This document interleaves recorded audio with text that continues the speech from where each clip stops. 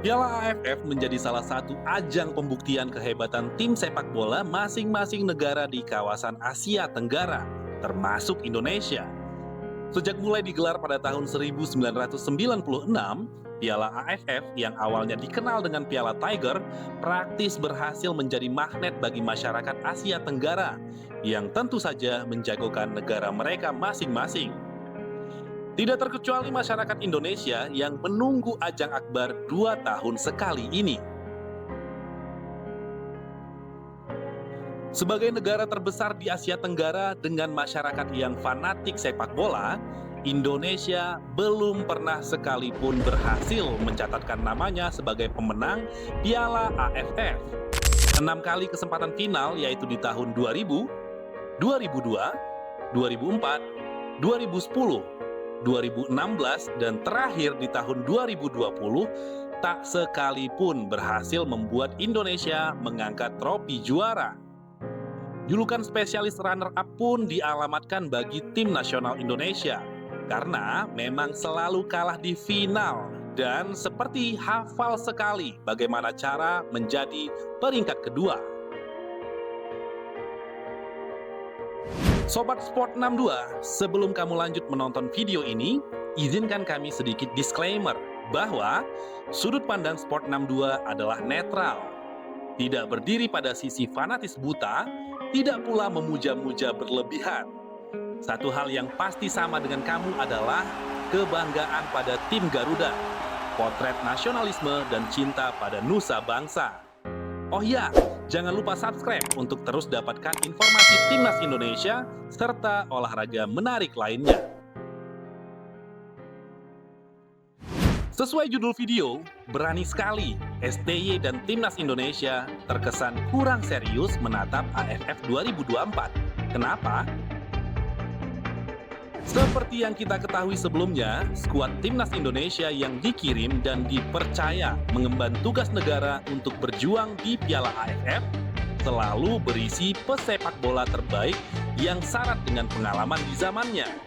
Sebut saja Kurniawan Dwi Yulianto, Aji Santoso, Anang Ma'ruf, Hendro Kartiko, Bambang Pamungkas, Eli Aiboy, Boas Solosa, Firman Utina, Marcus Horizon, Irfan Bahdim, dan masih banyak lagi nama bintang lainnya. Begitu pula dengan pemain naturalisasi sekelas Gonzalez, Diego Michel, Mark Klok, Rafael Maikimo, Johnny Van Bokering, dan nama lainnya.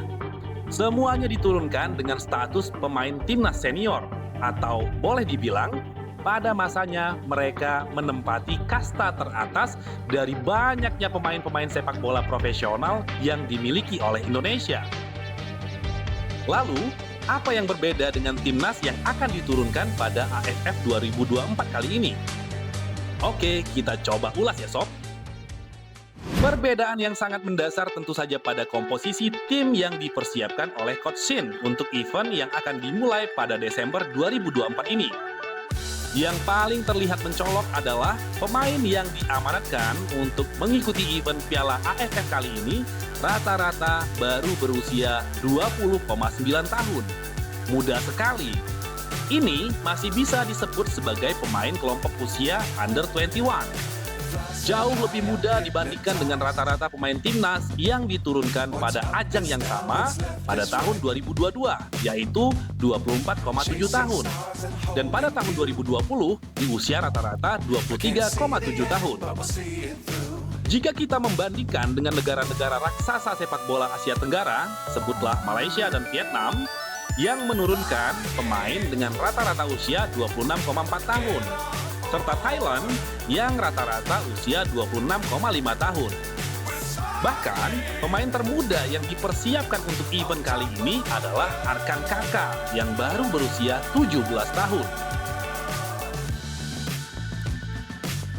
Di event ini, Coach Shin berdasarkan rilis daftar skuad yang akan berlaga, mutlak mengandalkan pemain muda yang diantaranya merupakan punggawa timnas Under 22 seperti Kadek Arel, Sultan Zaki, Raihan Hanan, dan Arkan Kaka sendiri. Pemain muda seperti Marcelino Ferdinand atau Rafael Strijk tentu dapat kita pahami. Walaupun umurnya terbilang juga masih sangat muda, namun telah sangat berpengalaman merasakan atmosfer persaingan internasional di level timnas senior.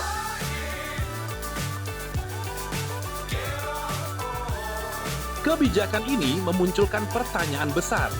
Apakah ini langkah strategis untuk membangun regenerasi jangka panjang?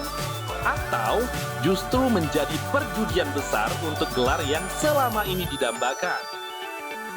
Mengandalkan pemain muda tentu membawa tantangan tersendiri.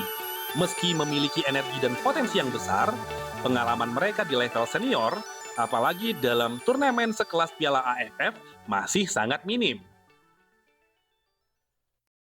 Tekanan dan ekspektasi tinggi masyarakat Indonesia, serta atmosfer pertandingan yang intens, bisa menjadi hambatan besar. Sobat Sport 62, mari kita sedikit menelaah keputusan STY ini.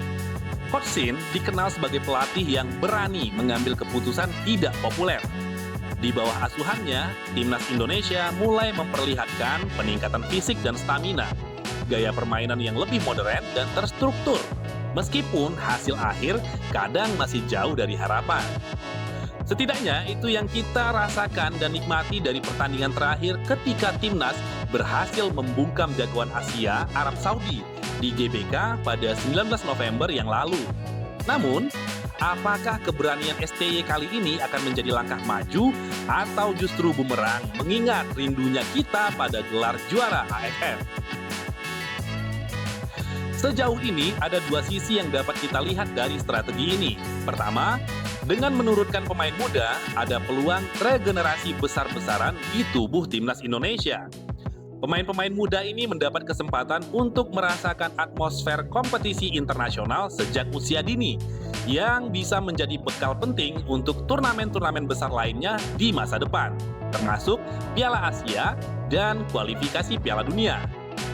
Namun, di sisi lain, keputusan ini bisa dianggap terlalu beresiko. Jika tim muda ini gagal memenuhi ekspektasi, kritikan tajam pasti akan mengarah pada STY dan Federasi Sepak Bola Indonesia. Sebagai contoh, fans sepak bola Indonesia dikenal sangat vokal dalam menyampaikan pendapat mereka, baik di media sosial maupun di tribun stadion. Satu hal yang menarik adalah kepercayaan STY pada pemain seperti Arkan Kaka yang masih berusia 17 tahun. Keputusan ini menggambarkan keberanian besar dari pelatih asal Korea Selatan tersebut. Namun, publik tentu berharap keberanian ini disertai dengan persiapan dan perhitungan yang matang. Latihan taktis, fisik, dan mental harus menjadi prioritas utama agar pemain muda ini bisa tampil maksimal. Selain itu, ada pertanyaan besar lain yang patut kita bahas. Bagaimana peluang Indonesia di Piala AFF 2024 dengan skuad muda seperti ini? Kompetisi kali ini pasti tidak akan mudah. Lawan-lawan seperti Thailand, Vietnam, dan Malaysia tentu tidak akan memberikan ruang sedikit pun. Mereka datang dengan tim yang lebih matang dan berpengalaman. Oleh karena itu, timnas muda Indonesia harus bisa menunjukkan permainan yang solid, disiplin, dan percaya diri. Terlepas dari segala pro dan kontra, keputusan ini menuntut dukungan penuh dari semua pihak, termasuk kita sebagai supporter. Membangun tim yang kuat membutuhkan proses dan waktu, dan jika ini adalah bagian dari rencana jangka panjang, maka kita perlu bersabar. Memberikan dukungan dan kepercayaan penuh pada Coach Shin yang telah berulang kali berikrar cinta pada Indonesia dan sepak bolanya. Sobat Sport 62, bagaimana pendapat kamu tentang strategi STY kali ini? Apakah ini langkah yang tepat untuk memulai regenerasi atau justru sebuah perjudian besar untuk mempertaruhkan gengsi sepak bola Indonesia? Tulis komentar kamu di bawah dan jangan lupa like serta share video ini. Kita doakan bersama, semoga timnas Garuda bisa memberikan performa terbaik dan membawa kebanggaan bagi Indonesia.